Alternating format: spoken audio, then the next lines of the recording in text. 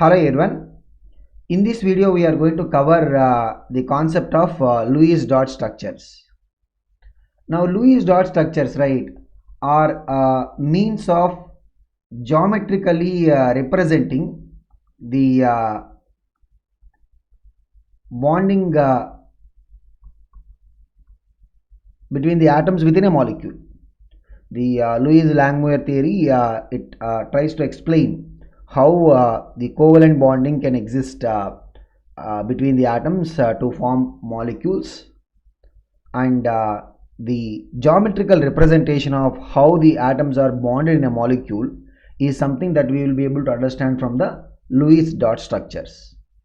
So Lewis dot structures, right, they begin with the idea of Lewis symbols of the elements.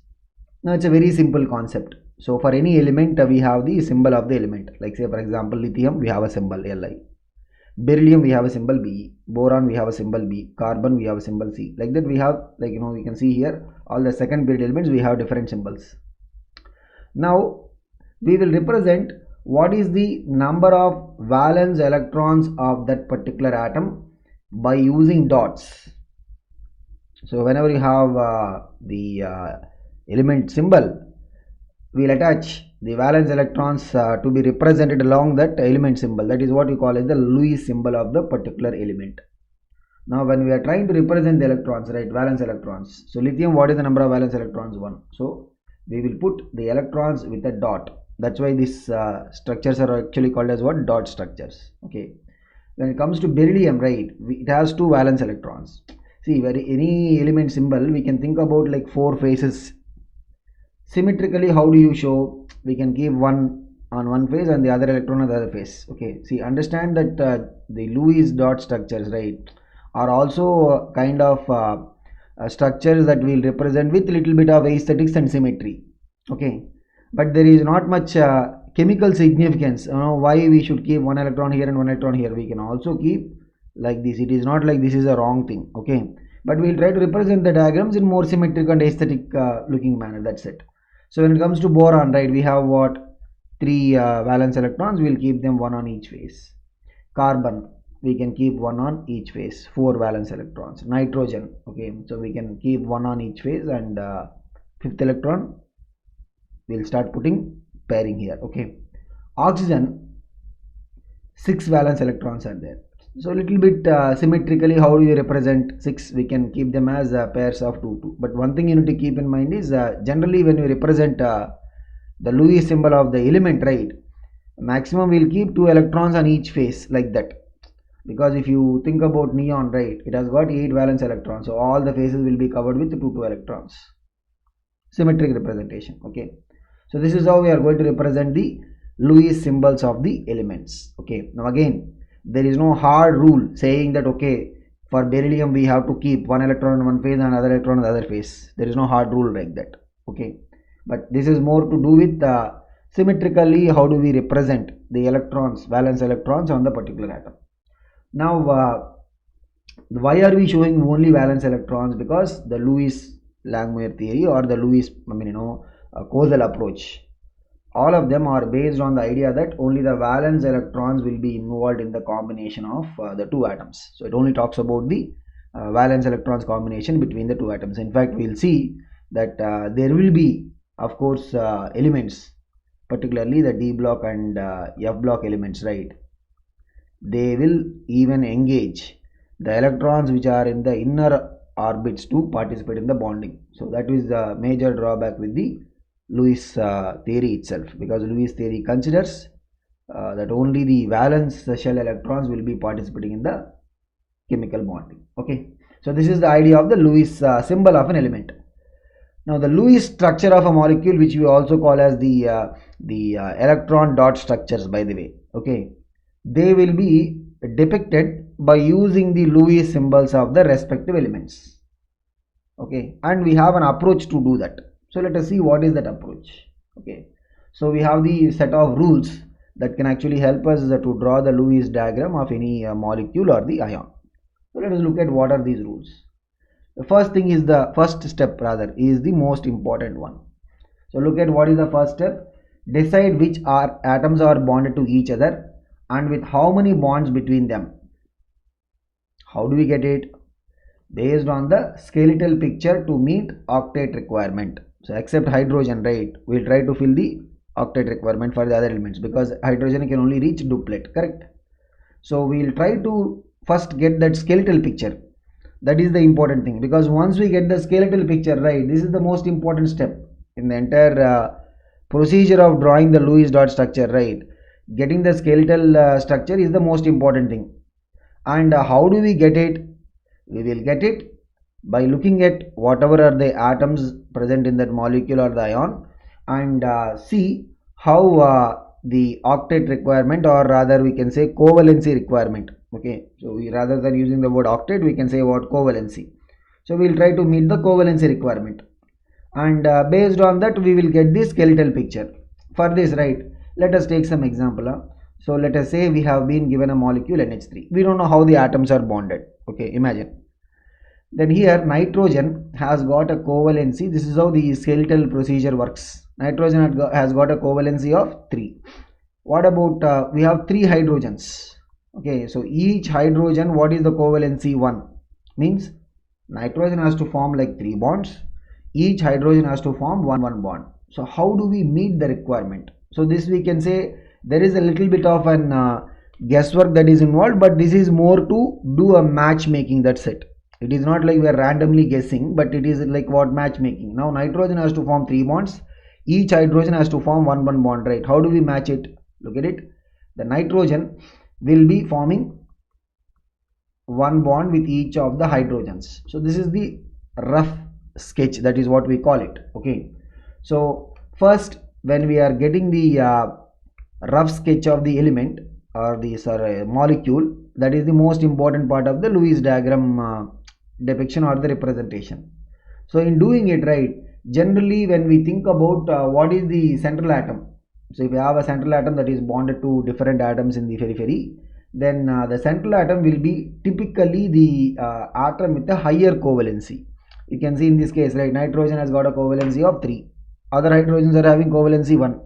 So nitrogen will tend to be the central atom. Similarly, if you look at the methane molecule, right, carbon has got a covalency of 4. Okay, and each hydrogen has to form one bond. There are 4 hydrogens. So how do you think about the bonding to happen? The carbon will be able to form one bond with each of the hydrogens, isn't it? So this is how we'll have the skeletal picture. Now once we get the skeletal picture, right, let us look at the next step. What is the next step? Count valence electrons of each atom, and based on the skeletal structure, arrange the bond pair of electrons first between the atoms, because we have to arrange the bond pair of electrons between the atom first, so that we will be able to satisfy the covalency requirement or the octet requirement. So for this, we will just we will work out the entire procedure with say ammonia as the example. So here we will have to count the valence electrons of each of the atom based on the skeletal structure, and we have to first what, nitrogen has got how many valence electrons? 5. Hydrogens are how many are there? 3 hydrogens there. Each hydrogen has got one valence electron. Okay, now we have to arrange the bond pair of electrons first between the atoms. See, when you are arranging atoms around nitrogen, when you are arranging hydrogens around nitrogen, right, generally what is done is you will try to keep each of these atoms along one phases, because you can see nitrogen has got, you can see it here, right, 4 phases, isn't it? So here we can keep 1 hydrogen. Totally 3 hydrogens are there. See, how do we represent the bond pair of electrons? So bond means what? Nitrogen will be giving 1 electron. Hydrogen, this hydrogen gives 1 electron. This is the bond. Nitrogen gives 1 electron. Hydrogen gives 1 electron. Nitrogen gives, hydrogen gives 1. Okay, so this is how we represent the bond pair of electrons. Okay, now the next step would be arrange the remaining valence electrons of each atom in pairs around the respective atom. Because after forming the bonding, right, like I'll just redraw the structure here. So we have the nitrogen forming one bond with each of the hydrogens after forming, because remember nitrogen has got how many valence electrons? 5. It has used 1 electron here, 1 here, and then 1 here. What is the remaining electrons? You take out 3, remaining is what? 2. The remaining valence electrons of each atom because here hydrogen will not be having any more valence electrons left. The remaining valence electrons of each atom will be represented generally in pairs. So 2 electrons means what? 1 pair. Like that we will keep it on the nitrogen. So this pair of electrons is what we will be also start calling as the lone pair of electrons. And this will be responsible for some of the properties of ammonia. We'll talk about it later. Okay. So this is what is the representation of the remaining electrons. Okay. And sometimes, right, what we also do is yes, we call these structures as the Lewis dot structures, but just to indicate from where the electrons are being contributed, right, for the especially the sharing part, we use electrons coming from different elements with different symbols. Okay, so it is also accepted. Like, you know, if you take the same example of ammonia, right, so I can represent the electrons of nitrogen with a dot, and the electrons given by hydrogen, right, we can keep a cross, so that what you will be able to see. Okay, so this is a bond pair, right? Here one electron is coming from nitrogen, other is coming from hydrogen. Like that we can visualize. Now once this is over, right, we can still check how the nitrogen is able to reach the octet. See, when we want to count the total number of electrons of nitrogen, right, we will count the nitrogen own electron, which is the lone pair. There is one lone pair, right? Okay, lone pair means what? 2 electrons. And how many bond pairs are there or shared pairs are there? 3 are there, right? 1, 2, 3. So each of them 2 electrons. Totally it is what? 6 electrons. So 2 plus 6 is what? 8. So we can even indicate this with a dotted boundary. So dotted boundary represents what? The total. You can see here the total count of electrons for nitrogen, right, after the bonding is what? 8. Now this is how we'll go about representing the Lewis structure of a molecule. Now we have the Lewis structures of ions also. So ions can be of two types. One is a positive ion, other is a negative ion. Positive ion we also call it as what? Cation. So cation means what? That particular entity, like say for example we'll say ammonium ion. So ammonium ion means what? NH4 plus. Okay, means we have one nitrogen, 4 hydrogens, and overall what is the charge? Plus 1. If you say hydronium ion, we'll have 3 hydrogens, 1 oxygen, and overall charge is what? Plus 1, like that. Okay, we can have negative ions like carbonate ion. We'll have 1 carbon, 3 oxygens, and overall what is the charge? 2 minus. Okay, we can have nitrite ion, NO2 minus. Like that we can have various anions. Okay, now if it is an cation or positive ion, those many number of electrons are removed, isn't it? The electrons will be usually removed from where? The central atom. So the electrons will be usually removed from the central atom. So we'll talk about this particular, we'll look at the examples of both the cations Lewis diagram representation as well as anions also. So just keep this point in mind, because we have to remove the electrons, right? Whatever is the positive charge, like, you know, ammonium ion, right, 1 unit positive means so somewhere we have to remove the electron. So the electron will be removed from central atom, which will be the nitrogen. Okay, and in case of the negative ions, we have to add electrons. In an entity, the electrons will be generally taken by which element? The element that is most electronegative. So when you are adding electrons, right, the electrons will be taken up by what? They will be taken up by the most electronegative element in that entity. Okay, so this is how we'll look at the examples of the Lewis diagram of anions also in a little while. But a cation means what? That many number of electrons have to be removed, and generally where do we remove them from? We'll remove them from the central atom, those many number of electrons. Okay, anion means that many number of electrons have to be gained, to which means what? For some of these atoms we have to add the electrons, right? To which of them we will add the electrons? We will add the electrons to the most electronegative element in that particular entity. Okay, so we look at the examples, then we will be able to understand. But just, you know, keep a note of these 2 points. This will help us to draw the Lewis diagrams of the cations and anions. What we'll do is we'll go through some of the examples, because the Lewis diagram rules as such, right, are only like a sort of guideline. Only when we practice some Lewis diagrams or Lewis representation, then only we will be able to get that comfort. But before we go and look at some examples, right, one thing we need to be very clear with regard to the Lewis structure. Lewis structure, sometimes people might confuse this with the actual shapes of the molecules. Lewis structures do not represent actual shape of the molecule. This is something that we need to be very clear. They are nothing but what? It's a geometrical representation to understand arrangement of atoms in a molecule. When we say arrangement, right, it basically tries to address how different atoms are bonded to each other. That's it. How different atoms are bonded to each other. So it is more like, if in, say for example, in a molecule, right, we have A, B to C. So we have an atom of A, two atoms of B are there, okay, and one atom of C is there. How these are bonded? So is it like A is bonded to B and B is bonded to C? What is the bonding between these atoms? That is what we will be able to get a clarity once we draw the Lewis diagram of the particular molecule. So it is not about the shapes of the molecules or the bond angles. So shape or bond angles, right, is not something that is addressed by the Lewis dot structure. That is why we keep on saying Lewis dot structures are what? They are merely a geometrical representation to understand how the atoms are bonded between themselves in a molecule. Okay, so let us start with examples. We'll look at diatomic chlorine. In fact, we discussed about this when we talked about the covalent bonding, how covalent bonding will lead to the achievement of octet for the chlorine. So here we have the final representation, but look at it. So what do we have? We have two chlorines. First, we have to look at the rough.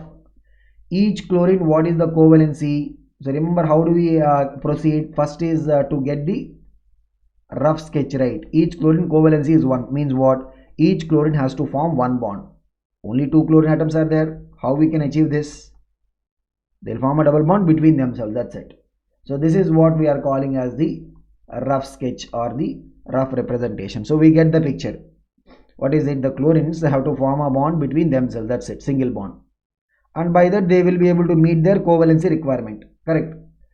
So here the second step is what? Remember what is second step? Chlorine, each of them have got 7 valence electrons, isn't it? And bond means what? We'll keep 1 electron from each chlorine here. This is the bond pair. And once this is over, the remaining electrons on each of these chlorines is what? 6. How do you represent the remaining electrons? We will represent them in pairs. You can see. Okay, we are keeping them symmetrically. This chlorine also has got 3 pairs of electrons of its own. Done. This is what is the Lewis diagram. If you want to show how each of the chlorines are achieving octet, right, you can see here what are we doing? We are basically drawing a circle. It can be a normal circle or a dotted circle. Okay, so you can see the chlorine, 6 of its own electrons plus 1 shared pair. Shared pair will be jointly owned by both these atoms, right? So 8 it is coming. You can see on this side, this shared pair will be counted by the other chlorine also. Other chlorine also 6 electrons of its own plus 1 shared pair, 2 electrons. Totally what is it? 8. So thereby both the chlorines are able to reach the octet. Okay, now the circling, right, you may have a doubt, if we have to look at the Lewis diagram representation when it comes to the normal school exams and all that, should we circle it and show? Generally the circling is done with a purpose. What is the purpose? To indicate that the respective atoms are reaching octet. Okay, so we will do it for the elements other than hydrogen. We don't do it for hydrogen generally. Why? Because we know hydrogen after all will not reach the octet, isn't it? It only becomes what? Duplet after the forming of the bond. Okay, so this is how we look at the Lewis diagram of the diatomic chlorine. We will go to another example. Look at the case of H2O. H2O means what? We have 1 oxygen and 2 hydrogens. So this is how always the procedure going to start. First we have to list down the oxygen covalency requirement. What is the covalency of oxygen? 2. Each of the hydrogens, what is their covalency? 1. Means we can just get an idea, right, how they could be bonding. The oxygen could be bonded to each of these hydrogens with a single bond.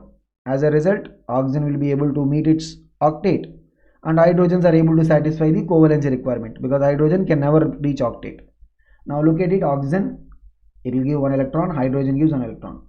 This side, hydrogen gives 1 electron. Okay, so this is a shared pair, this is a shared pair. Oxygen, normally what is the number of valence electrons? 6. It has given 1 electron here, 1 electron here. Means remaining electrons are what? 4 electrons. How do we represent these 4 electrons? Remember, the remaining electrons on the respective atoms are given in pairs. So 4 electrons can be represented as what? 2 pairs.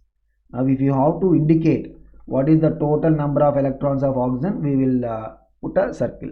Like, we can either keep a dotted circle, so that we will be able to indicate what is the total number of electrons that are surrounded by oxygen, valence electrons of course, after the forming of the bonding. So you can see 4 electrons of its own are there, and 2 shared pairs, means what? 2 into each pair is what? 2 electrons. Totally the oxygen is able to meet the octet. Hydrogens, we know they cannot meet octet, they will be able to reach only duplet structure. Okay, so this is how we will be able to, and here they have encircled and shown the hydrogen electrons also after the bonding, but it is not required that we have to show in each and every case. I mean, we can show and we need not also show, because the purpose is what? To indicate mostly that the atoms participating in the bonding are able to reach the octet. So this is about the example of water. Now here, right, what we can also do is, like I said, the electrons from oxygen can be given by dot, and hydrogen electrons can be given by cross. Okay, like that. The electrons of oxygen can be given by dot, hydrogen electrons can be given by what? Cross.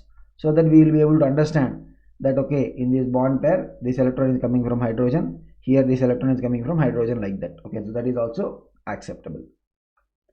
Next we will go to the bonding in the case of carbon tetrachloride, CCl4. So here we have one carbon. What is the covalency requirement of the carbon? 4. And we are having 4 chlorines. Each chlorine, what is the covalency requirement? What is the covalency requirement of each chlorine? Is 1. Which means what? We should have the carbon bonded to 4 chlorines. Okay, so you can see each of these chlorines will represent along one face. That is symmetrical, right? And you notice one thing, I am indicating the electrons of carbon with a dot and electrons of chlorine with what? Cross. Now carbon, it's used 4 of its electrons, that is it, over. It doesn't have any more electrons left. But chlorine, each of the chlorine has given 1 electron, means it will have 6 more electrons. Means 3 pairs we have to represent. Look at this. So on each chlorine there will be 3 pairs of electrons. Okay, so this is how we are going to represent the pairs of electrons on the chlorine. So this will be the Lewis dot structure, and we can see how the carbon is able to reach the octet. We can just circle all the shared pairs. Carbon doesn't have any lone pair of electrons, only shared pairs. 4 shared pairs are there, right? Which means what? 4 into 2 is equal to 8. Thereby the carbon is able to reach the octet. We can see the case of chlorines also. We can represent the circle. So what we see is that both carbon is able to reach the octet as well as chlorine is also able to reach the octet. Okay, so either we can represent all the electrons with dot, or we can do like this. The electrons coming from one element we can put dot, electrons coming from other element we can put cross, so that we can see how these electrons are being contributed. Okay, so this is about the Lewis dot structure of carbon tetrachloride or CCl4. Now we will go to the example where we have the double bond. Okay, so double bond means what? 2 pairs of electrons will be shared between the 2 atoms. So look at it. So we have the example of CO2. Now whether the bond between the atoms is a double bond or triple bond, that also we will be able to get only from the rough sketch. So look at it. Here we have the covalency of the carbon, right, is what? 4. And we have 2 oxygens. Each of them are having a covalency of 2. Now how do we match the requirement? Carbon will form a double bond with each of these oxygens. That is the way in which the covalency requirement of carbon can be completed, and the covalency requirements of the oxygen also will be completed, isn't it? So we can see covalency, because carbon is forming totally how many bonds? 4 bonds. So the covalency of carbon is completed. What about the oxygen case? This oxygen is forming two bonds, double bond, right? This oxygen is also forming two bonds, double bond. So all the atoms covalency requirement will be completed with this kind of a bonding possibility, which means what? The carbon will share two electrons this side. This oxygen will give two electrons. We can see here there are two pairs of electrons, double bond. This side will give two electrons. This side oxygen also will contribute two electrons. Here also two shared pair. Now carbon will not be having any more electrons of its own because carbon has got 4 valence electrons. All the 4 valence electrons are contributed for the bonding. Now oxygen, each of the oxygen, right, it has got 6 valence electrons. Okay, they have given 2 electrons for the sharing with the carbon. Remaining will be what? 4. Okay, so the 4 electrons of the oxygen we can keep as 2 pairs. Look at it. So this is a pair, this is a pair.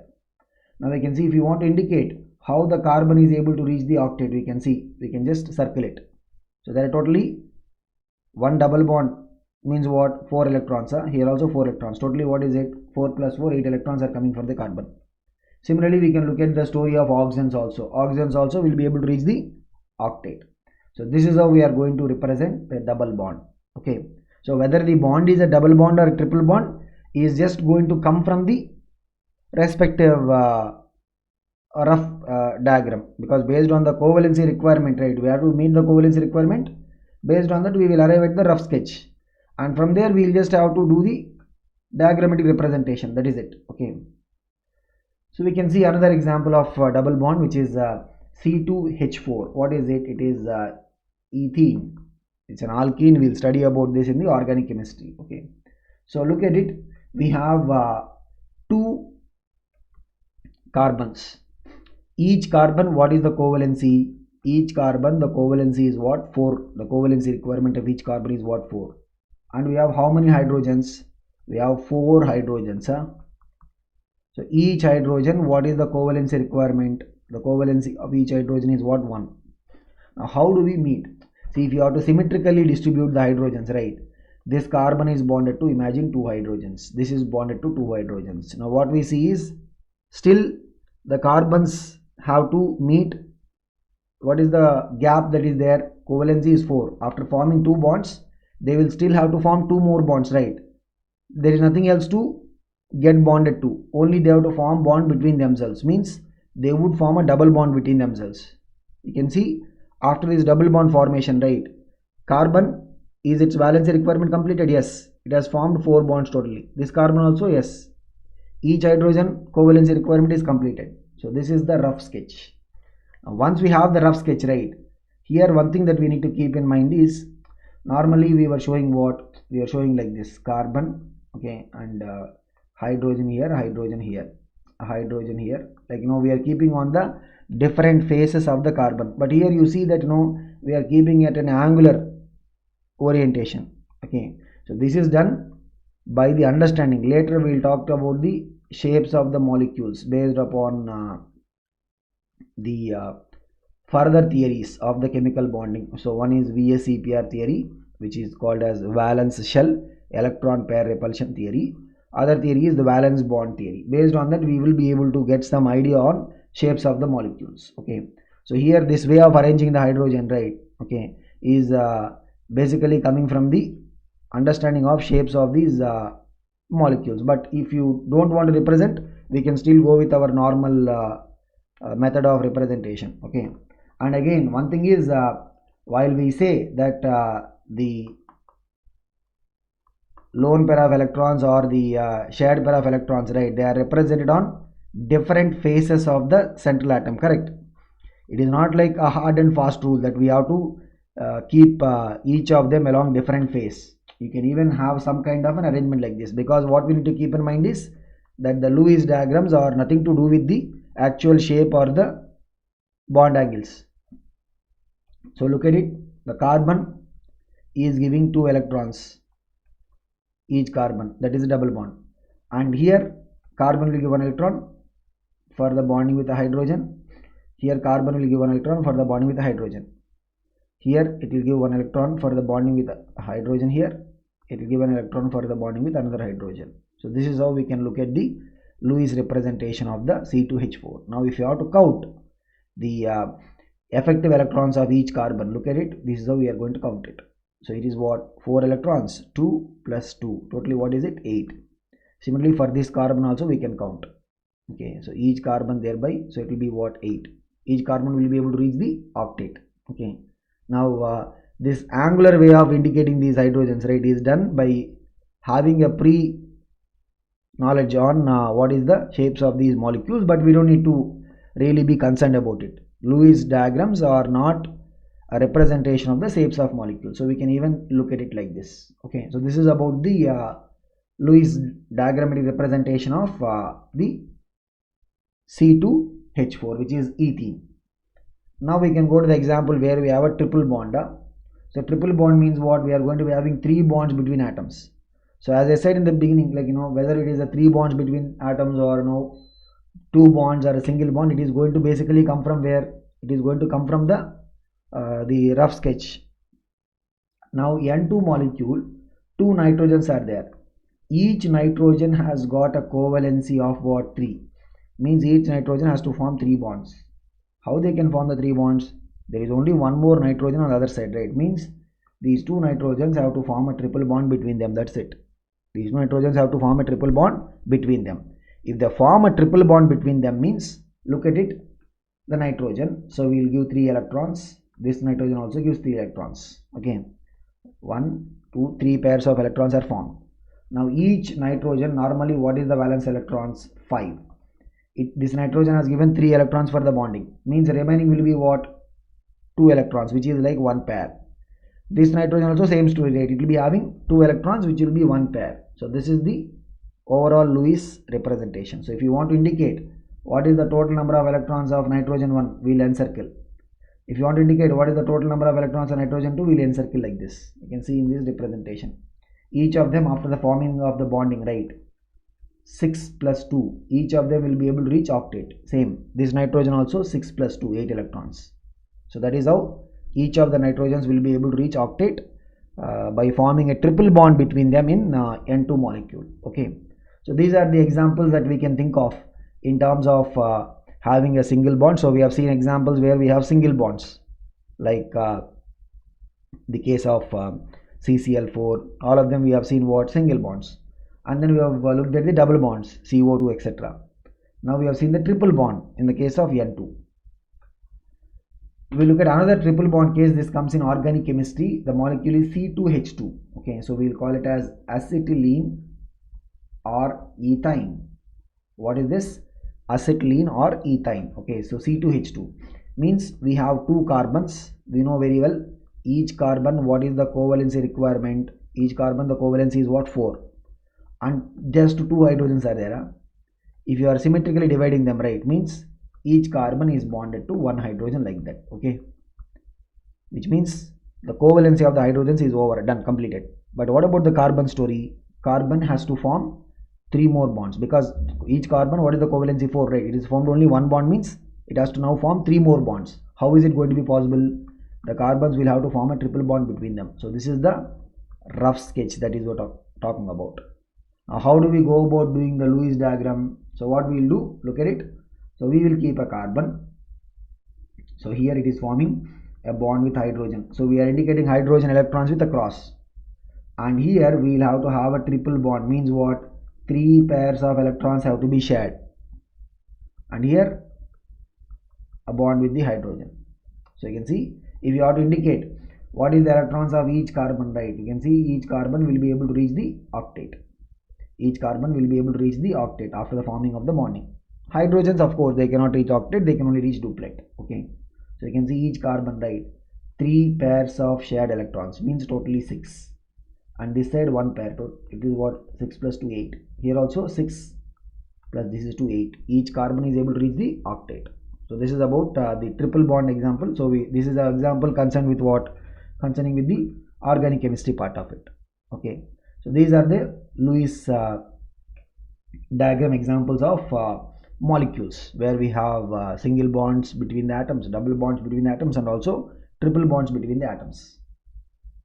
Let us look at the story of NF3. So NF3, right?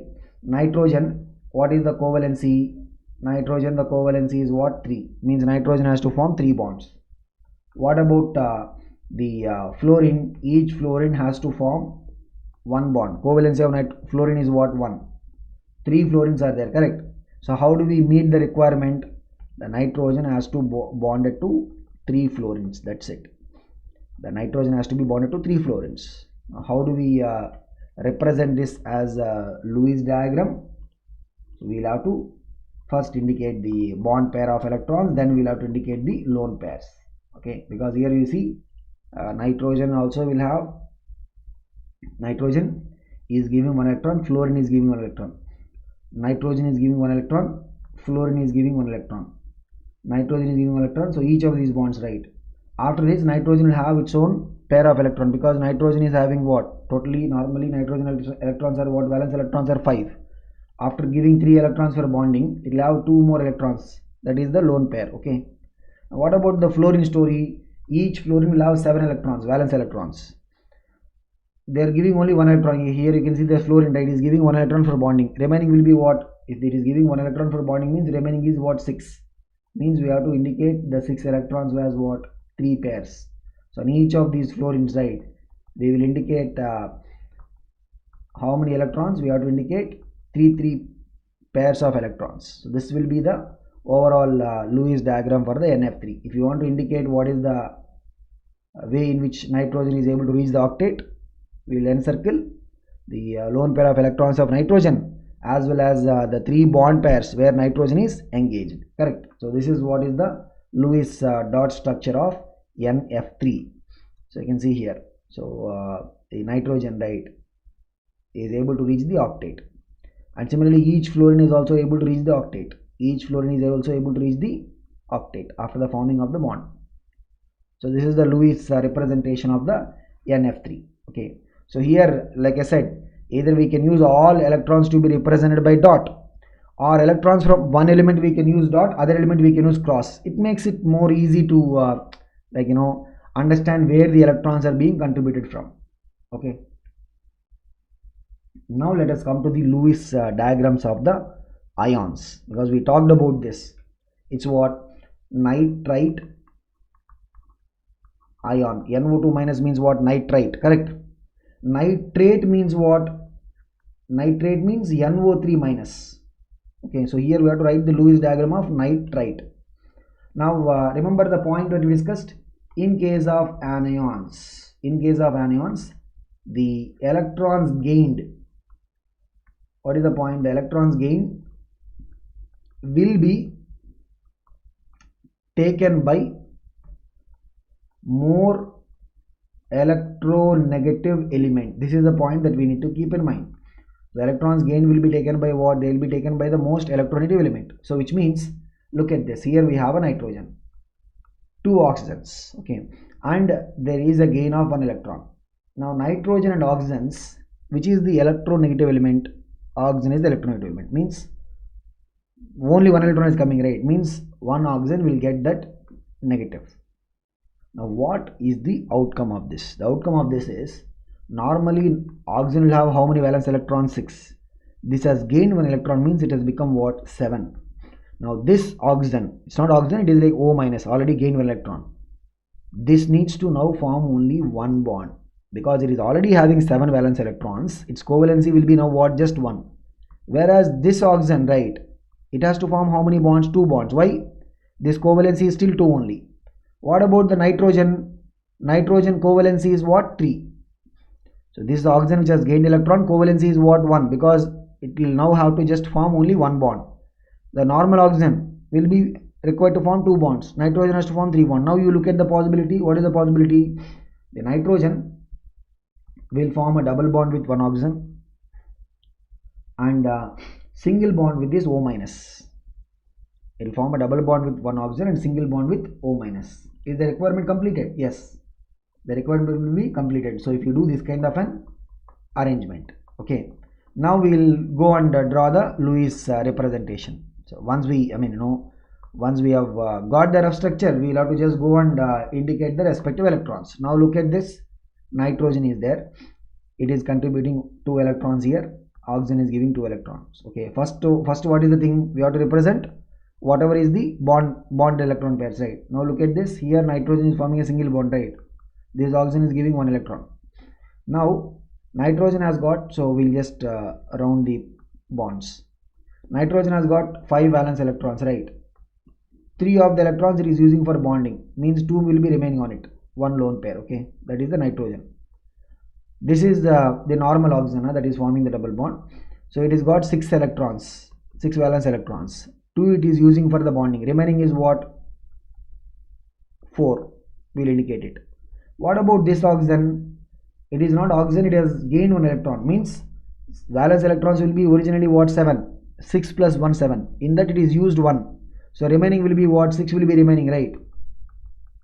Because it's 6 valence electrons plus 1 has come, totally 7. In that it has used 1 for the bonding, means remaining will be what? 6. We will represent them with the 3 pairs. So this is how we will be looking at the overall Lewis diagram. And once we get the Lewis diagram right, it is not like we will keep a minus O minus here. We will not generally do that. What we do is we will give the charge on the entire molecules. We will put a bracket and then indicate overall minus, like that. Okay, so this is how we are going to indicate the Lewis diagram or Lewis structure of nitrite ion, NO2 minus. Okay, so what are the things that we need to keep in mind in case of anions? The electrons gained will be gained by what? Generally the electronegative element. And once we draw the Lewis diagram completely, how do we indicate the charge? Charge will be kept as if the charge is on the overall entity. So we'll keep a bracket and then keep a minus overall. Okay, so this is about the Lewis representation of the NO2 minus. We can see here. So in the representation that we did, we have the double bond happening onto the oxygen which is on the right side. But here in this representation, what do you see? It is like this. So what we have, this represents what? No, the representation that we have drawn is indicating what? This kind of an arrangement. But the one that is given here, what is it representing? A double bond is with the left side oxygen and a single bond is with the right side. So the difference between the two is we can actually indicate NO2 minus with both these representations. Either we can have the double bond with the left oxygen and a single bond with the right side, or we can have a double bond with the right oxygen and single bond with the left. Now which of them is correct? Actually both of them will be correct. Either you can give a representation like this or you can give a representation like this. Both of them will be accepted true. And we will see in a little while that for such molecules or ions where we can draw alternative structures. So here we are able to draw what? Alternative structures, right? We will see that these kind of molecules or ions will be exhibiting a very interesting phenomena called as resonance. We'll study about that in a separate video. Okay, so we'll see that NO2 minus will be exhibiting a phenomena called as what? Resonance. But for now, either the way we see two possibilities, right? Either we can keep a double bond to the right side oxygen or double bond to the left side oxygen. We'll see two possibilities. Any of the thing you represent, that will be correct only. Okay, next we will go to the Lewis dot structure of CO3 2 minus carbonate ion. So we are looking at the anions. Again, anion means what? The electrons, this is a very important, electrons will be gained. Electrons will be gained by whom? By electronegative elements. Electrons will be gained by the electronegative element. That is something that we need to keep in mind. Okay, now look at it, carbon is there, 3 oxygens are there. Okay, now the 3 oxygens, right? Keep in mind one thing, that each oxygen has to meet a covalency of 2. Each carbon has to meet a, there is only one carbon by the way, the carbon has to meet a covalency of 4. But overall we have how many units of negative charge? 2 units. Between carbon and oxygen, right, which is more electronegative? Oxygen is more electronegative. So these electrons have to go for oxygen. Now there are two possibilities. One is we will give both the electrons to one oxygen, means it becomes O2 minus. But we cannot do that. You know why? Because if it is becoming O2 minus means it has already reached the octet and it will not engage in any more bonding, means that oxygen will be separating out. It cannot happen, right? The oxygen still has to be there within that carbonate ion, bonded somehow. But if we are giving 2 electrons to just one oxygen, what is going to happen? That oxygen will be straight away able to reach the octet, and hence it will be not required to form any more bonding. So what could be happening? So this is where we will have to look at the possibilities. That is it. Okay, it is not like we call it as a guess or anything. It is like the possibility. What is the other possibility? The other possibility is we will give one electron to one oxygen and another electron to another oxygen. We will not give both electrons to one oxygen. We will give one electron one oxygen, other electron to other oxygen. Now as a result, what happens is we will be having 2 O minus. O minus means, already we have seen this, right? O minus means what? Covalency will be only 1. So we have 2 O minus, 1 normal oxygen, covalency is what? 2, and we have a carbon. What is the carbon covalency? Carbon covalency is 4. Now I think we can make a rough sketch in terms of what will be the possible arrangement in terms of the bonding. So carbon has to form 4 bonds, covalency 4. O minus entities, they have to form 1 bond.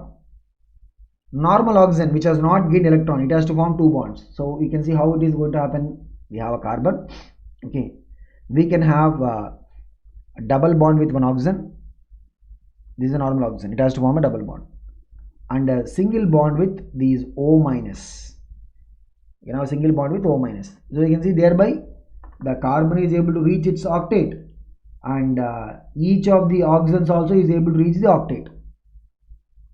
Okay, because the O minus needs to form only 1 bond, whereas the normal oxygen which has not gained electrons has to form how many bonds? 2 bonds. So this is how we are able to meet the octet requirement. Okay, now we can see if we look at the carbon. Okay, it is giving 2 electrons, the oxygen is giving 2 electrons. This is a bond. Here carbon is giving 1 oxygen. Okay, so this is not normal oxygen, this is O minus. Okay, we have to keep that in mind. Here carbon is giving 1, oxygen is giving 1. This is also O minus. Now we have to represent the remaining valence electrons with lone pairs, right? Carbon has only got 4 valence electrons, it has used all of them over. Okay, carbon doesn't have anything. What about this oxygen? This oxygen has got 6 electrons, used 2, means it will be having what? 2 pairs, 4 electrons remaining. This and this is not oxygen, it is what? O minus. O minus means what? It has already had 7 electrons, because normally 6 valence electron of oxygen, 1 gained means what? It becomes 7. Same, this O minus also is what? 7 electrons. It has used 1 for the bonding, means it will have 6 of its electrons. So you can see here 6. This oxygen also it will have 6, because it has used 1 electron for the bonding. So this is how. And now remember what we said, the overall charge, where do you represent? We will put a parenthesis or bracket and then put 2 minus. That is how we are going to represent the overall charge. Okay, so this is what is the Lewis diagrammatic representation. Here we can encircle. We can encircle to show. If you want to show carbon is reaching octet, right? How do you show? We will show it like this. Okay, carbon is reaching octet. So this is the Lewis representation of the carbonate ion. And we will see one thing here interesting again, like the way we have observed in the case of the nitrate ion. In the representation that we have marked, look at this. This is the representation we have marked. We are keeping a double bond with the right side oxygen. Okay, and the other 2 oxygens we are keeping a single bond. The other 2 oxygens we are keeping a single bond. Okay, what are the other possibilities? We can form a double bond with this oxygen, single bond with the other 2, or we can form a double bond with this one, single bond with the other 2. So we have again alternative structures. Okay, so again we will see that when we are discussing the concept of resonance, the carbonate ion also will be able to exhibit resonance. Okay, and one thing, like you may be thinking, why are we having the oxygens? So let's call them as like the right side phase, up and down. We are keeping the oxygens on right side, up and down. But in this representation, what is given? Right side, up and left. We can take any of them, because the point is what? 3 of that phases we will indicate the oxygens. The 4th phase will be of course empty. Okay, so either we'll take, I mean, you can take any of these three phases, that is not going to be a concern. But the point is what, the carbonate ion also we can draw alternative Lewis structures, and we'll see that the carbonate ion will be exhibiting a phenomena called as what, resonance. But if our objective is to just draw the Lewis diagram, right, we can draw any of them. Okay, the thing is what, carbon has to form a double bond with an oxygen and single bond with the O minus ions. That is it. That is what we have to represent using the Lewis diagram. Okay, so this is about the Lewis diagram of the carbonate ion. So we have talked about the anions. What about the cation story? So let us talk about the Lewis diagram of the hydronium ion. What is hydronium ion? It is the H3O plus. We'll talk about this when we go to ionic equilibrium chapter also. Generally, you know, the H plus proton is unstable. When present in water, it will immediately add itself to water to form hydronium ion. Okay, so we'll have to represent the Lewis dot structure of hydronium ion. So remember the point that we talked about the cations. What is it? Cations will be what? That many number of electrons will be lost, isn't it? So what is the point that we discussed? Electrons will be usually removed. Electrons will be usually removed from where? From the central atom, because usually central atoms are the ones that will be having a higher bonding, right? So electrons will be generally removed from there. Now let us look at the story here. We have an oxygen. Okay, oxygen is what? Oxygen is having 6 electrons, but we have to remove one, means it will become only 5. Now this oxygen has got 5 electrons only. It has to form how many bonds? 3. Because the covalency, normally oxygen is what? Covalency 2, but it has lost 1 electron, means the covalency becomes what? 3, isn't it? There are 3 hydrogens, each of them has to form 1 bond. So look at it, the oxygen will be able to, it's not oxygen, it is actually what? O plus. The O plus will be able to form 3 bonds with each of these hydrogens. So look at it, how we are going to represent. So this is the rough sketch. So now we will represent it. So how do we represent? So why are we removing electrons from oxygen? Because that is the central atom. The oxygen, it's not oxygen, it is O plus. That is what you need to keep in mind. Is giving 1 electron for the bonding with the hydrogen, another electron for the bonding with another hydrogen, another electron for the bonding with another hydrogen. So that O plus is having 5 electrons, right? 3 of the electrons are used for the bonding. You can see 1, 2, 3. Remaining will be what? 2 of its own electrons. So when you are talking about the charge, always the same principle. Charge will be kept overall. So you can see here how the oxygen is able to reach the octet. Okay, 3 shared pairs, 3 into 2 plus 1 lone pair. Totally what is it? 8 it comes. So in hydronium ion, oxygen is able to have the octet. This is how we will represent the hydronium ion. The thing is what? Here we will remove the electrons from the central atom. That is something that we need to keep. But once we have represented the diagram, how do we indicate the charge? Generally we will indicate the charge on the overall entity.